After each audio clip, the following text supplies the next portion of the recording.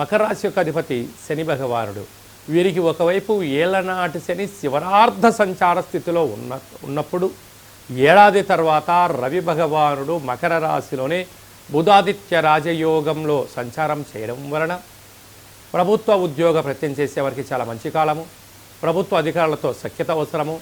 వీలైనంత వరకు బంధువులతో కానీ, మిత్రులతో కానీ, పై అధికారులతో కానీ, పోలీసులతో కానీ, అడ్వకేట్స్తో కానీ వాగ్వివాదం ఇది సరైన సమయం కాదు.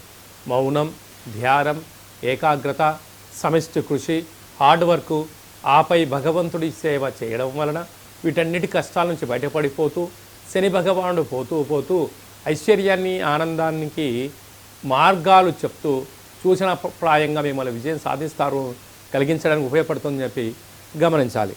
అలాగనే ధనావాకు కుటుంబస్థాల్లో శని భగవానుడు ఉండడం వలన మీ ఓపిక, మీ పట్టుదల, ధర్మం, సేవా కార్యక్రమం వల్ల ధన